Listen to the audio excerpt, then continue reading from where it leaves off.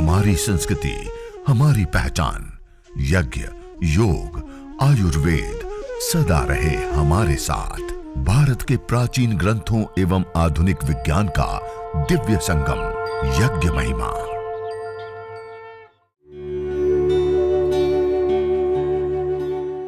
भारतीय संस्कृति में यज्ञ, योग एवं आयुर्वेद जैसी अमूल्य विद्याएं हैं, जिसका मूल है वेद।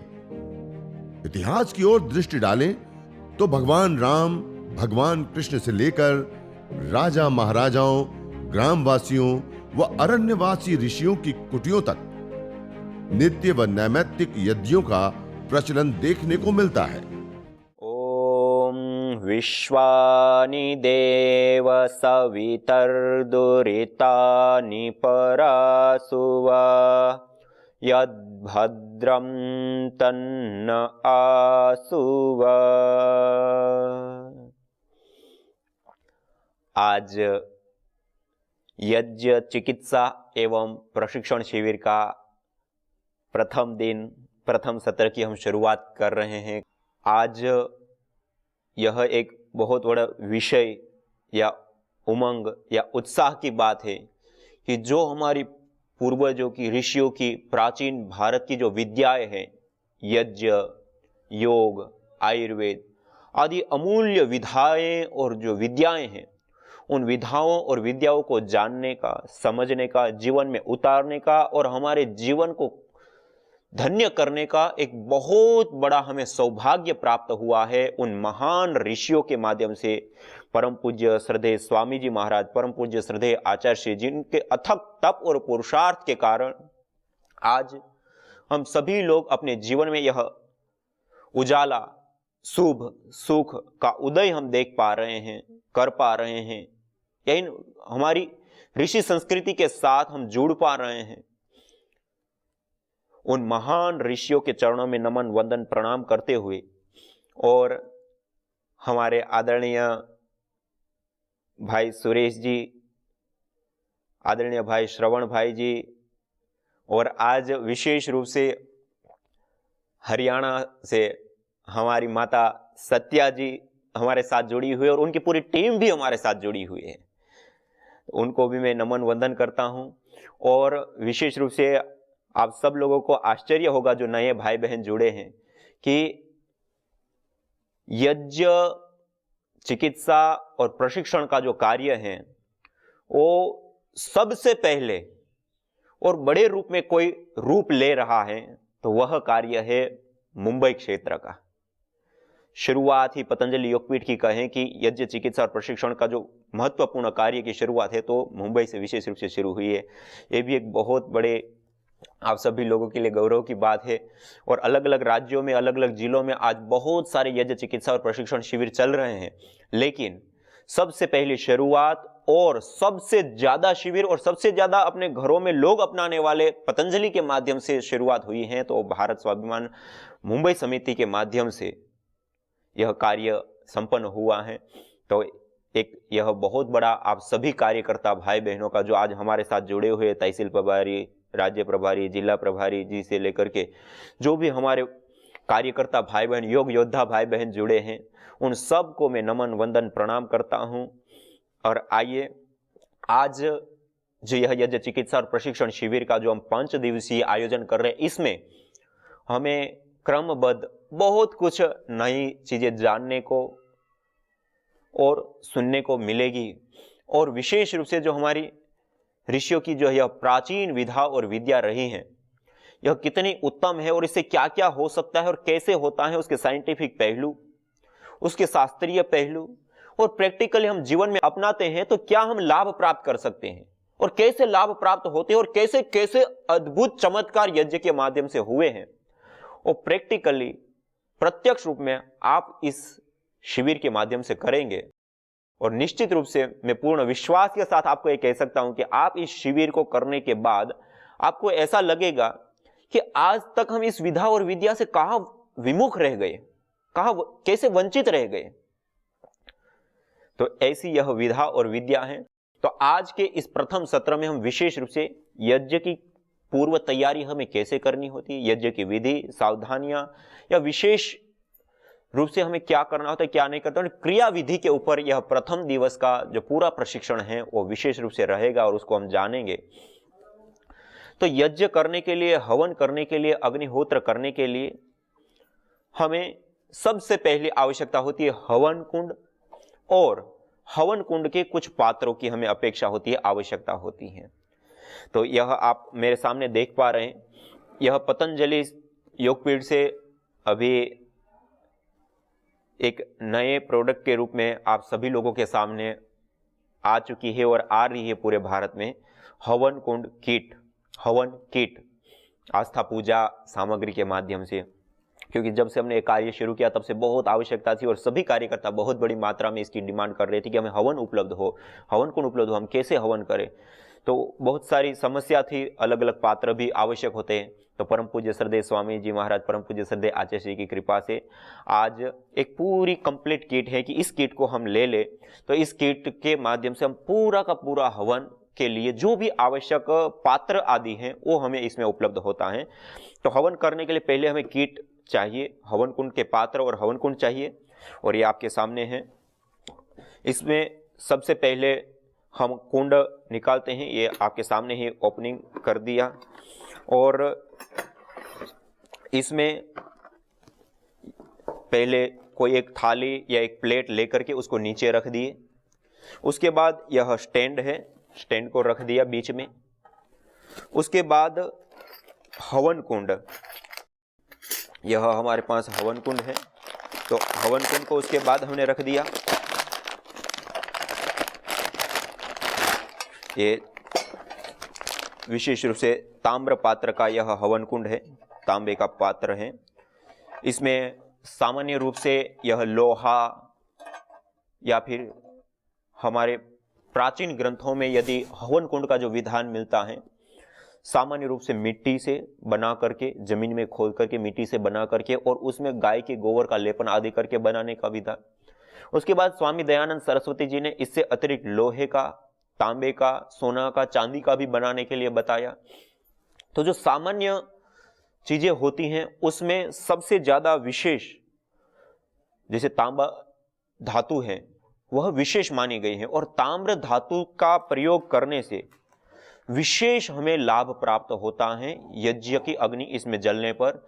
तो यह एक बहुत ही महत्वपूर्ण और विशेष बात है, और इससे संबंधित बहुत सारी बातें कही जा सकती है और साइंटिफिक रूप से भी सामने आई है कि तांबे का जो पतरा होता है उसके ऊपर बैक्टीरिया, वायरस आदि जीवित नहीं रहते हैं, मर जाते हैं। और हम प्राचीन हमारी विद्याओं को भी देखें तो प्राचीन काल में जो बड़े भवन आदि बनाए जाते हैं तो उसके कुंडी आदि जो लगाए जाते हैं, जहां पे हमारा हाथ बार बार लगता है, ऐसे जो स्थान होते, कुंडी है या हैंडल है, वो तांबे के धातु के बनाए जाते हैं। क्यों? क्योंकि हमारे हाथ के अंदर बैक्टीरिया होते हैं, एक जगह से दूसरी जगह पे हम लगातार कहीं ना कहीं छूते रहते हैं, और वो दरवाजे पे हम छूते हैं तो उसको हम हर बार तो धोते नहीं, उसको इतना क्लीन तो करते नहीं, तो उससे इन्फेक्शन फैलते हैं, बीमारियां फैलती हैं। तो उस कारण से वो तांबे के बने, क्योंकि आपने छुआ उसमें बैक्टीरिया चिपके, वो तुरंत मर जाते हैं। तो ये तांबे का धातु का हवन कुंड यदि हम लेते हैं, तो यदि हम कम मात्रा में धोते हैं तब भी इसके ऊपर बैक्टीरिया आदि जो सूक्ष्म जीव होते हैं वो जीवित नहीं रहते, अर्थात बिना धोए भी साफ रहता है। दूसरा, इस कुंड के अंदर जो शेप होता है, आकार होता है, जो हमारे शास्त्रों में वर्णन है, जितना यह मुख होता है उतनी ही गहराई, और उसका 1/4 यह नीचे वाला तल होना चाहिए। सामान्य रूप से 1 फीट या उससे ऊपर का जो हवन कुंड होता है उसमें यह नाप जनरल रूप से चलता है या बनाना होता है। यदि 1 फीट से भी छोटे नाप पे, अर्थात 12 इंच से हम न्यून आते हैं, तो इसकी जो गहराई और चौड़ाई है उसमें थोड़ा सा हमें अंतर करना पड़ता है। तो यह जो हवन कुंड है पूरा एक नाप के साथ बनाया गया, और इसमें अच्छे से अग्नि प्रदीप्त हो जाती है, अच्छे से संविधाएं, सामग्री आदि जल जाती हैं।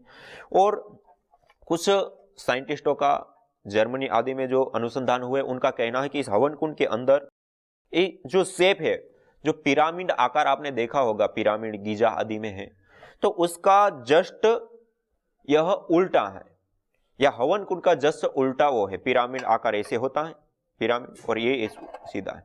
और उसमें रिसर्चों से ये सामने आया है कि इसके अंदर एक ऊर्जा क्षेत्र तैयार होता है इस आकार के अंदर, और वो ऊर्जा क्षेत्र विशेष रूप से हमारे लिए लाभकारी होता है। और आज आपको जान करके आश्चर्य होगा कि विदेशों में ऐसे पात्र बना करके जिनको सिर में दर्द है तो उसको सिर के ऊपर उल्टा लगाते हैं और आधा घंटा 1 घंटा रखने के लिए कहते हैं। जिनको घुटनों में दर्द है घुटने पे रखवाते हैं। इस प्रकार से करके खाली पात्र बना करके उससे ट्रीटमेंट कर रहे हैं। और यहां तक कि एक रिसर्च ऐसी भी सामने आई कि उन्होंने भवन ही पूरा ऐसा बनाया, हॉस्पिटल ऐसा बनाया, और उसमें लोगों को रख करके उन्होंने देखा इतनी मानसिक रूप से उनको शांति प्राप्त होती है इस प्रकार का भवन बनाने पर और उसमें रहने पर, कि विशेष रूप से लाभ होता है। और हमारी प्राचीन जो शिल्प विद्या आदि, जो भवन निर्माण आदि की विद्या है, उसमें भी इस प्रकार के भवन के अंदर रहने से सौंदर्य विशेष रूप से बढ़ना आदि आदि कई सारी बातें बताई गई। और भी इससे जुड़ी हुई बहुत सारी छोटी मोटी बातें हैं, लेकिन कहने का अभिप्राय है कि हमारी जो प्राचीन विद्या है, छोटा सा हवन कुंड हमें दिख रहा है, लेकिन इस हवन कुंड में भी बहुत सारी कुछ बातें होती हैं। तो इस हवन कुंड का निर्माण भी हमने काफी सारी चीजों को ध्यान में रखते हुए किया है। तो ये एक छोटा सा हमें ऐसा हवन कुंड चाहिए अपने घर में हवन करने के लिए। ये आप सामान्य रूप से मिट्टी में बना सकते हैं घर में, या फिर ये लोहे का हो, तांबे का हो, और सोना चांदी का बना सके तो वैसा भी बना सके। जैसे हमारे पास ये छोटी थाली नीचे रखी हुई है, ये चांदी की थाली। अब ये थाली आप अपने घर में स्टील की होती ही है, कोई भी थाली हम प्रयोग कर सकते हैं, हमारे पास है तो लगा दी, लेकिन कोई भी थाली का हम प्रयोग कर सकते हैं। यदि हम हवन कुंड भी उसका बना सकते हैं, समर्थ हैं, तो अवश्य बनाना चाहिए। ये तो देवताओं को भोजन कराने की एक सबसे बड़ी थाली है हमारी, तो उसको जितना हम सुंदर रख सके, साफ सुथरा रख सके, अच्छा सा अच्छा बना सके, उतना हमें बनाने का प्रयास करना चाहिए। तो यह हवन कुंड के विषय में कुछ सामान्य मैंने बातें बताई। उसके बाद हमें आवश्यकता होती है पात्रों की। पात्रों में सबसे मुख्य होता है गाय का घृत रखने के लिए पात्र। यह गाय का घृत रखने के लिए छोटा सा पात्र है। ये हम जो दैनिक यज्ञ अग्निहोत्र करते हैं तो उसके लिए 25-50 ग्राम घी चाहिए, तो ये काफी बड़ा है उसकी अपेक्षा, लेकिन ये एक दैनिक अग्निहोत्र करने के लिए पर्याप्त पात्र है। तो ये छोटा सा गाय के घी रखने का एक पात्र भी हमारे साथ है। दूसरा, हमें सामग्री आदि रखने के लिए छोटी प्लेटों की आवश्यकता होती है। यह आप मेरे सामने देख रहे हैं छोटी छोटी प्लेटें। ये 2 प्लेटें भी इस किट में हैं, जिसमें हम जो हवन सामग्री निर्माण करेंगे वो इसमें रख करके और फिर इसमें से आहुतियां देते हैं। ये छोटी छोटी प्लेटें। इससे अतिरिक्त आचमन के लिए हमें पात्र की अपेक्षा होती है। जो हम आचमन करते हैं वह आचमन करने के लिए ये छोटे से गिलासी पात्र और एक ये चम्मच आचमन के लिए विशेष रूप से लाभकारी। तांबे का पात्र, विशेष कर से जो जल के लिए पात्र होते हैं वो तांबे के प्रयोग किए जाते हैं। और घी जो होता है वो तांबे के पात्र में रखने पर उसमें विकार आता है, अर्थात उसमें परिवर्तन आता है, रूपांतरण आता है, इसलिए हम उससे बचते हैं। तो तांबे का जो पात्र होता है उसके अंदर जल रखने से जो परिवर्तन आता है उससे जल श्रेष्ठ बनता है, इसलिए जो जल के पात्र हैं वो तांबे के बनाए हैं। एक कलश जल सिंचन आदि करने के लिए विशेष करके लाभकारी होता है। इसमें थोड़ा सा हम जल ले लेंगे, सभी लोग मेरे साथ तैयारी कर रहे हैं वो कर लेंगे। तांबे के कलश के अंदर हम जल ले लेंगे और जो छोटे छोटे 2 पात्र हमारे पास है आचमन के, उसके अंदर भी आचमन के लिए थोड़ा सा जल हम रख लेंगे।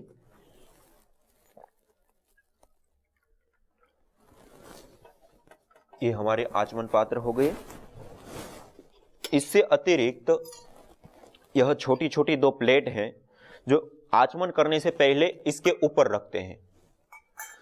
अब जब हम यज्ञ करेंगे, आचमन करेंगे, आचमन करने के बाद उस प्लेट को हम नीचे कर लेंगे और जो अवशिष्ट जल होता है हस्त प्रक्षालन आदि का वो उसमें डाल। यह एक दीपक है, दिया जो हम जलाएंगे उसके लिए। और यह चम्मच, लंबा चम्मच, श्रुव जिसको बोलते हैं, गाय की घी की आहुति देने के लिए विशेष करके लाभकारी उपयोगी होता है, उपयोग में लाया जाता है। तो यह कुछ मूलभूत सामान जो हमें यज्ञ करने के लिए, हवन करने के लिए जो पात्र की अपेक्षा होती है, आवश्यकता होती है, वो सारे पात्र इस किट के अंदर आपको प्राप्त हो जाते हैं, मिल जाते हैं। तो ये हवन कुंड किट के विषय में कुछ आपको बता दिया जो पात्र आदि की हमें अपेक्षा होती है। इससे अतिरिक्त हवन करने के लिए दूसरी हमें आवश्यकता होती है सामग्री की, हवन सामग्री जिसको हम कहते हैं। हवन सामग्री में सामान्य रूप से 4 गुण युक्त द्रव्यों का समावेश किया जाता है। तो आज हम आपको सामग्री भी बना करके बताएंगे। पहले हमने प्लेट ली, कोई हम घर में ही बनाते हैं तो 10 दिन 15 दिन महीने भर की एक साथ हम सामग्री बना लेते हैं, और उसके बाद फिर हम हवन यज्ञ जब करते हैं एक डिब्बा बंद करके रख लेते हैं, और उसमें एक प्लेट में थोड़ी सी मात्रा में ले ली और उसके बाद हम हवन करते हैं। तो उसमें हमें कैसे करना, जैसे ये हमारे पास 2 हवन सामग्री, एक पतंजलि आस्था हवन सामग्री और पतंजलि दिव्य हवन सामग्री। यह दोनों हवन सामग्री विशेष रूप से कई सारी जड़ी बूटियां, गिलोय आदि, जैसे मेरे पास एक गिलोय रखी है, ये गिलोय आदि कई सारी जड़ी बूटियों का सम्मिश्रण होता है, और इसमें 4 प्रकार के द्रव्य होते हैं। एक होता है पुष्टिकारक, जो हमारे शरीर को पोषण प्रदान करने वाले होते, बादाम, मुनक्के आदि, मखाने आदि। दूसरा, पुष्टिकारक के साथ साथ सुगंधित श्वेत चंदन, जैसे ये हमारे पास रखा हुआ है श्वेत चंदन, और इसी प्रकार से जावित्री, जायफल, इलायची, लौंग, कुछ ऐसी सुगंधित भी होती है जड़ी बूटियां, और रोग निवारक भी होती है। खाली एक एक गुण ही ये नहीं होता है, अपितु मल्टीपल और भी कई सारे गुण उसमें इंक्लूड होते हैं, उसमें युक्त होते हैं। इसलिए हम जो यज्ञ कर रहे हैं, हवन कर रहे हैं, अग्निहोत्र कर रहे हैं, उसमें 4 प्रकार के गुणों से युक्त पुष्टिकारक, सुगंधित, रोग निवारक और मिष्ट, ये 4 गुणों से युक्त जो द्रव्य होते हैं, उन द्रव्यों का हम विशेष रूप से प्रयोग करते हैं। तो सबसे पहले ये जो हवन सामग्री है, आस्था हवन सामग्री, उसको या दिव्य हवन सामग्री को हम लेकर के, और इसमें से थोड़ा सा हवन सामग्री हम निकाल लेते हैं। थोड़ी सी हवन सामग्री ली, और इस हवन सामग्री के अंदर हम थोड़ी सी मात्रा में ये चावल हमारे पास रखे हुए हैं, इसको अक्षत बोलते हैं शास्त्रीय भाषा में। अक्षत मानी जो टूटे हुए दाने ना हो। आप ये मेरी प्लेट में देख रहे हैं, जो टूटे हुए नहीं, पूरे पूरे दाने आपको मिलेंगे, इसको कहते हैं अक्षत चावल, जो पूरे दाने होते हैं। उन चावलों को इस सामग्री के अंदर कुछ मात्रा में हम मिला देते हैं। और दूसरा, यह जो चावल है उसको आयुर्वेद आदि ग्रंथों में कहा त्रिदोष सामक होते हैं, सभी प्रकार के रोगों को दूर करने वाले होते हैं, शरीर को पोषण भी करने वाले होते हैं, रोगों का भी निवारण करने वाले होते हैं, और मधुर गुण भी इसके अंदर होता है। तो इस प्रकार से चावल जो कहा गया कि 4 गुणों से युक्त होने चाहिए द्रव्य, उसके अंतर्गत आते हैं। इसी प्रकार यह काले तिल है, यह भी ऐसे दाने हो जिसके अंदर तिल हो। आज बाजार में यदि आप हवन के नाम पर तिल लेने जाओ तो काला सा पाउडर मिला हुआ, रेत मिली हुई, क्योंकि उसका वजन बढ़ जाता है, पैसा उनको ज्यादा मिल जाता है, अर्थात मिलावटी। या फिर ऐसे दाने होते हैं जिसके अंदर तिल की मात्रा कम से कम हो, अर्थात जो दाने तिल वाले होते हैं वो खाने आदि प्रयोग में लोग ले लेते हैं, और जो अवशिष्ट भाग होता है उसको हवन के नाम पे कि जलाना ही है चलो। यदि ऐसी सामग्री बनाएंगे तो उसका हमें लाभ, इसीलिए जैसे लोग सामान्य रूप से बाजारू हवन सामग्री लेते हैं और उसके कारण जो लाभ नहीं होते हैं, और उसके कारण यज्ञ भी विशेष रूप से लोगों के मन में होता है कि यज्ञ से कोई स्वास्थ्य के लाभ या ऐसा विशेष नहीं होता है। तो इसलिए यह जो काले तिल है वो तिल भी शुद्ध हो, और उसके साथ साथ उसमें तिल भी हो, और इसको भी हम अपनी हवन सामग्री में थोड़ी सी मात्रा में मिला दें। इसके बाद मिष्ट गुण युक्त जो कहा है, तो आप मिश्री या फिर शहद जिसको मधु कहते हैं, उसको भी आप थोड़ी सी मात्रा में मिश्री को लेकर के इसमें मिला दें। मिश्री का पाउडर करके या छोटे छोटे टुकड़े करके उसको थोड़ी मात्रा में मिला दिया। ये मिश्री भी विशेष रूप से पुष्टिकारक भी होती है, और इसको जलने पर एक सुगंधी विशेष भी आती है। और यहाँ तक कि ये भी पाया गया, विदेशों में भी रिसर्च हुई है, भारत में भी कई सारी हुई है, और आपको आश्चर्य होगा, PRI पतंजलि रिसर्च इंस्टीट्यूट, हमने भी इसके ऊपर रिसर्च किया कि इसको अग्नि पे, अंगारों पे डालने पर जो धुआं निकलता है, उस धुएं को लेने पर या उस धुएं को देने पर जो हैवी बैक्टीरिया होते हैं, टाइफाइड के कहो या इससे अतिरिक्त और भी अलग अलग जो बैक्टीरिया होते हैं, लंग से संबंधित बैक्टीरिया, इसी प्रकार चमड़ी रोग जो पैदा करने वाले बैक्टीरिया आदि होते हैं या फंगल इन्फेक्शन आदि होता है, उसके फंगस और बैक्टीरियाओं को भी इसकी जो धुनी होती है वो नष्ट कर देती है, इतनी ताकतवर होती है। इसी प्रकार तिल का भी हमने प्रयोग करके देखा। काले तिल को कूट करके और उसके बाद उसकी हमने धुनी की, अर्थात उसके तेल और जो उसका भाग होता है उसके साथ ही, तो उसमें भी विशेष रूप से यह सामने आया कि काले तिल को डालने पर जो धुनी होती है, उस धुनी में हर प्रकार के बैक्टीरिया जो हानिकारक कहे जाते हैं वो नष्ट हो जाते हैं। तो ऐसी ताकत भी इसके अंदर होती है। और यह एक विशेष द्रव्य गिलोय, जो आज पूरे भारतवर्ष में ही नहीं, आज पूरी दुनिया में जिसकी कीमत बढ़ चुकी है, परम पूज्य श्रद्धेय स्वामी जी महाराज ने, जिसको कोई पहचानते नहीं थे, और आज इस कोरोना काल के अंदर एक एक पूड़िया 500 हजार रुपए तक की लोग बेचने लग गए थे, इतनी इसकी कीमत। और क्योंकि इससे इम्यूनिटी पावर विशेष रूप से बढ़ती है। और आचार्य चाणक्य जी ने भी कहा कि औषधियों में गिलोय प्रधान औषधि के रूप में बताया। और इसी प्रकार हमारे शास्त्रों में अलग अलग जगहों पे तो इसको भी कूट करके थोड़ा सा मिक्सी में पाउडर करके और उसके बाद इसको भी थोड़ी सी मात्रा में, ये हमने जो सामग्री ली उस सामग्री के अंदर गिलोय पहले से ही मिली हुई है। बाकी ये जो गिलोय होती है उसके टुकड़े करके, वैसे वो सूखती नहीं तो उसके छोटे छोटे टुकड़े कर देते हैं और उसके बाद उसको धूप में डाल देते हैं तो सूख जाती है। उसके बाद मिक्सी आदि में थोड़ा सा उसको पाउडर सा करके मोटा सा, और उसके बाद उसको सामग्री में मिला सकते हैं। तो ये गिलोय, वैसे ये सामग्री जो हम बनाते हैं उन सामग्रियों के अंदर पहले से ही डाली जाती है। और एक अतिरिक्त यह विशेष एक द्रव्य है, इसको कहते हैं गुलगुल या हवन धूप, और भी अलग अलग नामों से अलग अलग स्थानों पे इसको जाना जाता है। इसकी धुनी लगभग पूरे भारतवर्ष में ही नहीं, अपितु बाहर के भी काफी सारे देशों में की जाती है। और इसकी धुनी के विषय में अथर्ववेद में कहा, न तम यक्ष्मा अरुंधते नैनम सप्तो अश्नुते यम भेषजस्य गुलगुलो सुरभिर्गंधो अश्नुते। जिसको गुलगुल विशेष की सुगंधी सुरभि प्राप्त होती है, उसको कैसे किसी प्रकार का कोई रोग हो सकता है। और अन्य शास्त्रों में भी कहा, घृत गुलगुलो होमे च सर्वोत्पातादि मर्दनम।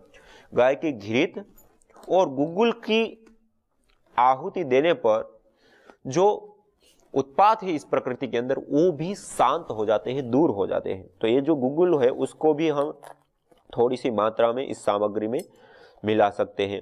वैसे तो हवन करने के बाद जो धुनी करते हैं उसमें विशेष रूप से इसका हम उपयोग ले सकते हैं। तो आज हम आपको बताएंगे कैसे हमें करना है, लेकिन ये सामग्री जैसे हमें कैसे बनानी है, दैनिक सामग्री, सामान्य सामग्री, उसके लिए आपको कुछ बता रहे। और इसी प्रकार यह शहद, मधु आपके सामने रखा हुआ है, तो मधु, शहद, और ये शहद भी कई सारे प्रकार के आते हैं। तो अभी मेरे पास जो यह शहद है, यह अजवाइन का शहद है। यह विशेष रूप से जो कफज रोग होते हैं, वातज रोग होते हैं, उसके लिए बहुत ज्यादा लाभकारी होता है। फिर कुछ नीम का शहद होता है, तो नीम का शहद जिनको पित्त की बीमारी है या जिनको चर्म रोग आदि है उसके लिए उसका प्रयोग करना चाहिए। या ऐसे ऐसे अलग अलग बहुत सारे यूकेलिप्टस से लेकर के अलग अलग शहद होते हैं। तो इसमें थोड़ी सी मात्रा में इस शहद को मिला दिया, इस प्रकार से ये मधुर गुण युक्त आदि जो अलग अलग द्रव्य है उन द्रव्यों का हम विशेष रूप से इसमें मिलान करते हैं।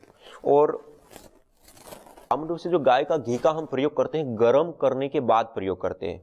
जैसे हम पैकेट आदि में लेते हैं या अन्य किसी उसमें लेते हैं तो वो ठंडा होता है, जम जाता है। अभी ठंडी का मौसम है तो थोड़ी देर आपने गर्म करके रखा है तो भी थोड़ी देर में वो जम जाता है। तो उसको हम पहले थोड़ा गर्म कर लेते हैं और उसके बाद उस गाय के घी का हम विशेष रूप से प्रयोग करते हैं। तो मैं आपको बता रहा था कि हम यज्ञ करते हैं, हवन करते हैं, अग्निहोत्र करते हैं, तो उसकी हवन सामग्री हमें कैसे बनानी है। तो उसके लिए मुख्य द्रव्य के रूप में चावल, मिश्री, गिलोय, काले तिल और गुलगुल, ये 3-4 द्रव्य ऐसे द्रव्य हैं जिसके अंदर ये चारों गुण प्रधानतया पाए जाते हैं। और केवल गुलगुल से भी आप हवन कर सकते हैं। इसलिए कहा ना, घृत गुलगुलो होमे च सर्वोत्पातादि, मतलब सभी प्रकार के उत्पात रोग सब शांत हो जाते हैं। आज पूरी दुनिया में केवल वायु प्रदूषण से प्रतिवर्ष 70 लाख से अधिक लोग मौत के मुंह में समा जाते हैं। प्रकृति के साथ मनुष्य के ऊपर भी अब खतरे की घंटी बज चुकी है। विकास की दौड़ में हम प्रकृति का जतन करना भूल गए हैं। मनुष्य अन्न के बिना 3 महीने, पानी के बिना 3 सप्ताह जीवित रह सकता है, परंतु हवा के बिना 2 मिनट भी नहीं। वही हवा जो जीवन देती है आज जानलेवा हो गई है, जिसका समाधान है यज्ञ एवं वृक्षारोपण। वेद का उद्घोष है, अयम यज्ञो भुवनस्य नाभिः। यज्ञ पंचभूतात्मक देह से लेकर ब्रह्मांड तक में स्वास्थ्य एवं संतुलन को कायम करता है। वैज्ञानिक शोध दर्शाते हैं कि यज्ञाग्नि में उत्तम गुणवत्ता युक्त घृत, जड़ी बूटियां एवं समिधा आदि की मंत्रोच्चारण पूर्वक आहुति देने पर वो द्रव्य अत्यंत सूक्ष्म व आरोग्य वर्धक होकर हमें स्वास्थ्य एवं दीर्घायुष्य प्रदान करता है। यज्ञ भारतीय संस्कृति का मूल है। तो आइए हम संकल्प लें, संसार के श्रेष्ठतम कर्म यज्ञ को अपनाएं। पिंड और ब्रह्मांड में संतुलन कायम करने वाले यज्ञ को अपने जीवन का अभिन्न अंग बनाएं एवं प्रकृति मां के प्रति अपने ऋणों को अदा करें। विश्व स्वास्थ्य का एक नारा, यज्ञ से होगा जग उजियारा। भारतीय संस्कृति की अमूल्य विरासत यज्ञ की महिमा को जानने हेतु वैदिक चैनल पर प्रतिदिन प्रातः एवं सायं 11:30 बजे यज्ञ महिमा कार्यक्रम से जुड़े। विशेष जानकारी हेतु संपर्क करें। मोबाइल 9068565306।